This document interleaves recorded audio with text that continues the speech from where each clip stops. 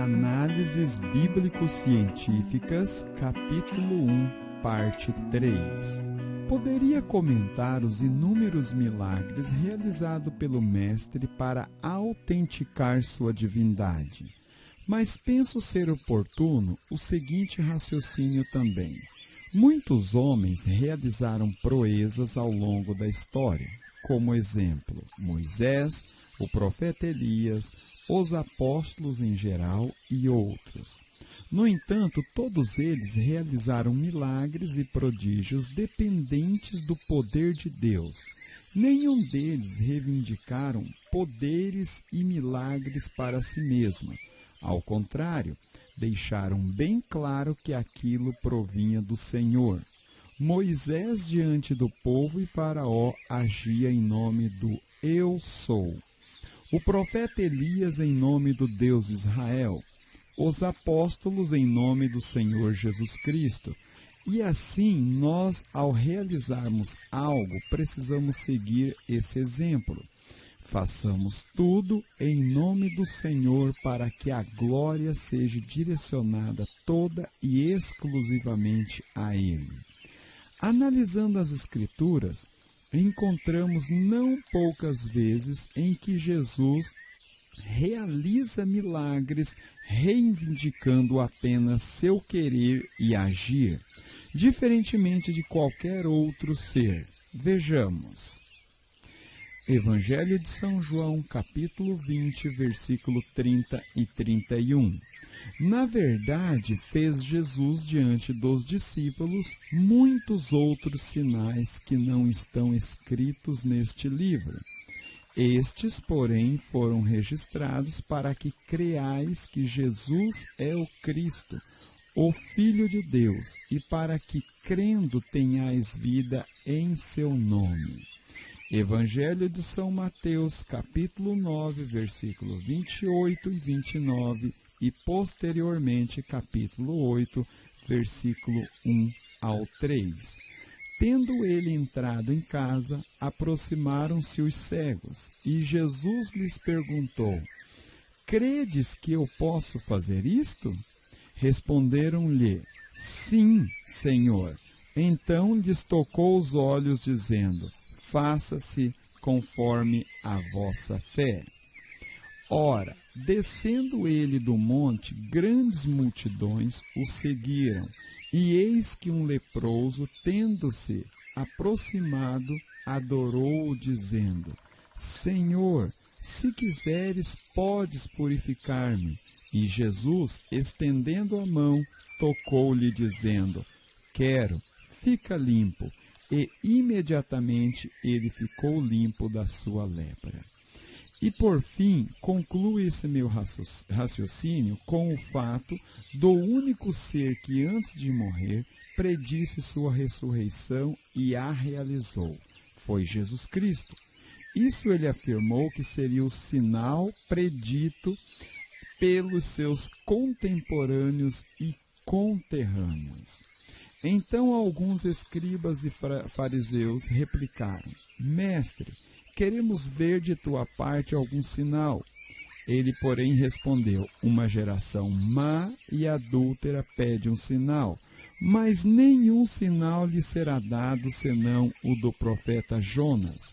Porque assim como esteve Jonas 3 dias e 3 noites no ventre do grande peixe, assim o Filho do Homem estará 3 dias e 3 noites no coração da terra.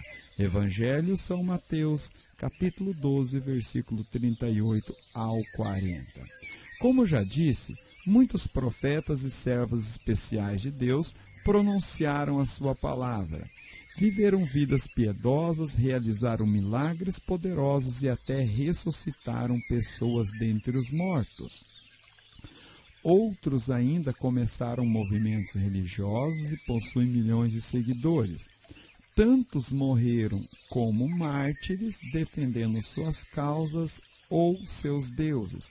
No entanto, somente Jesus Cristo realmente ressuscitou dentre os mortos, de acordo com as profecias feitas sobre ele. Jesus teve que ressuscitar para provar que ele era realmente o único e verdadeiro Messias, divino enviado por Deus para salvar todos os homens, mencionado pelos profetas. Sua ressurreição atesta sua identidade. Ela declara com poder que Jesus é divino. Romanos, capítulo 1, versículo 4. E foi designado Filho de Deus com poder, segundo o Espírito de Santidade pela ressurreição dos mortos, a saber, Jesus Cristo, nosso Senhor. Os discípulos, que ficaram grandemente desalentados com a morte de Jesus, ficaram convencidos de que Jesus se levantou e se mostraram subsequentes, dispostos a morrer para pregar isso. Estimado leitor, eu lhe pergunto, será que as Escrituras fazem essas revelações sobre Jesus Cristo ou quaisquer outras revelações para nos enganar ou induzir a algum erro? Absolutamente. Não posso crer que Deus nos enganaria, mas sim nos revela. Cremos que é um Deus de revelação. Efésios capítulo 1, versículo 17. Para que o Deus de nosso Senhor Jesus Cristo, o Pai da glória, vos conceda espírito de sabedoria e de revelação no pleno conhecimento dele.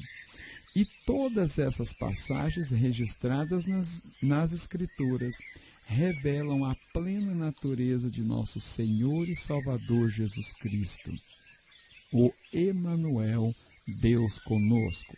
Finalizarei este capítulo respondendo uma objeção que pode ser colocada por alguns. Qual a razão para Deus se encarnar? Por que se sujeitou a essa grande humilhação? Bom, sei que há vários aspectos teológicos a serem considerados aqui, mas gostaria de trabalhar apenas 2. O patriarca Jó, em meio ao calor da sua provação, falando em nome de todos os homens, elucidou uma questão de extrema relevância. Jó, capítulo 10, versículo 4. Tens tu olhos de carne? Acaso vês tu como vê o homem?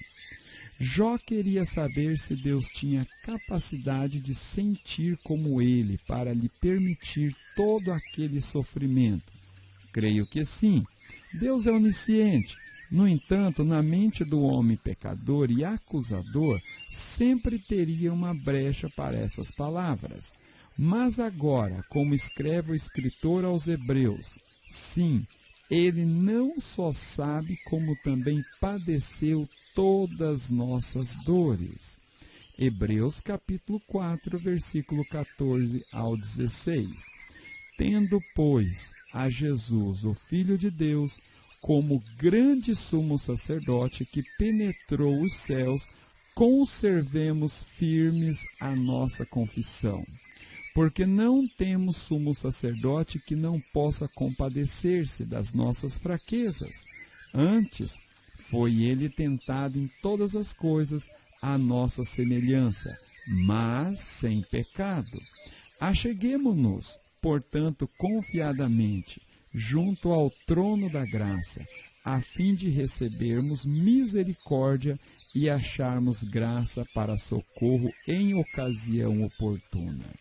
Ou seja, Jesus Cristo se encarnou para que nós pudéssemos ter um sumo sacerdote que conhecesse todas as nossas dores, anseios, provações e angústias.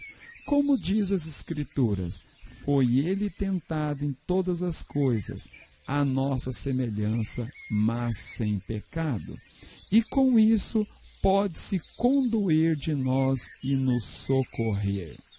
Não que como Deus ele não pudesse fazer tudo isso. Como disse, ele é onisciente, mas por causa do homem e da sua dureza de coração.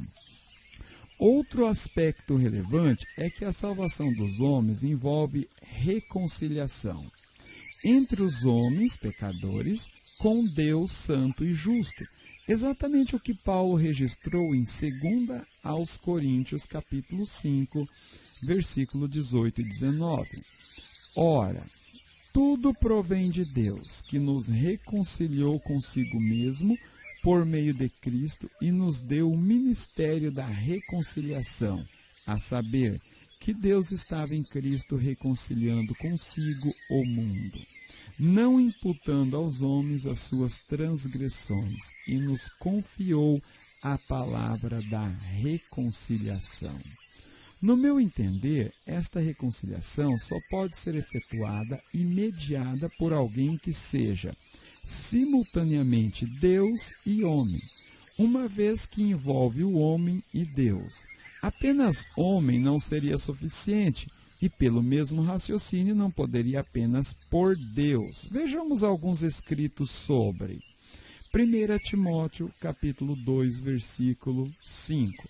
Porquanto há um só Deus e um só mediador entre Deus e os homens, Cristo Jesus, homem. Hebreus, capítulo 4, versículo 15 e capítulo 2, versículo 16 ao 18. Porque não temos sumo sacerdote que não possa compadecer-se das nossas fraquezas. Antes foi ele tentado em todas as coisas, à nossa semelhança, mas sem pecado. Pois ele, evidentemente, não socorre anjos, mas socorre a descendência de Abraão. Por isso mesmo, convinha que, em todas as coisas, se tornasse semelhante aos irmãos, para ser misericordioso e fiel sumo sacerdote nas coisas referentes a Deus e para fazer propiciação pelos pecados do povo, pois naquilo que ele mesmo sofreu, tendo sido tentado, é poderoso para socorrer os que são tentados. Considere a seguinte ilustração: Deus separado dos homens. Deus, Jesus Cristo, homens. Deus, homem.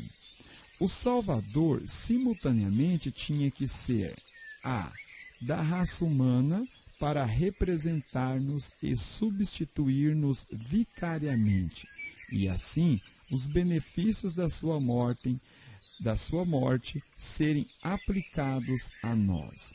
B, e divino, para sua morte ter valor infinito e salvar a tantos homens. Estando concentrado em minha sala, escrevendo este livro, aconteceu algo inusitado. As janelas de minha casa são relativamente grandes e de todas constituídas apenas de vidro. Como era uma tarde ensolarada, resolvi deixá-las todas abertas e expostas sem as cortinas. Ao que um pássaro veio voando e bateu sobre o vidro de uma delas e caiu machucado na calçada. Corri ajudá-lo, antes que nossa cadela, Mumu, que é uma exímia caçadora, a achasse, e aí já era para aquele pequeno pássaro. O interessante é que, ao me aproximar e tentar pegá-lo, ela se batia com as poucas forças que lhe restava. Corria e até por fim voou para fora do meu quintal. Desejei-lhe boa sorte e voltei a me concentrar. Mas aquela situação me serviu para lhe propor a seguinte ilustração que pode ser útil neste estudo. Queria muito ajudar o pássaro ferido e administrar a ele alguns cuidados ou até mesmo algum remédio curativo ou algo do gênero. Tudo movido por amor e compaixão. Não esperava algum lucro com ele, muito menos usá-lo para meu bem. O problema é que ele não aceitou, não entendeu, por isso talvez se retirou para simplesmente morrer em algum lugar solitário. Para que pudesse interagir com aquele pássaro, me aproximar dele e administrar algum cuidado, a melhor solução seria poder me transformar exatamente em um pássaro igualzinho a ele, para então aceitar-me junto de si e poder salvá-lo. Observe que se for um pássaro de outra espécie, correria o risco de não ter êxito, pois minha missão, já que há os predadores e o pássaro ferido pode não aceitar a proximidade deste outro tipo de pássaro, pensando que será devorado e comido.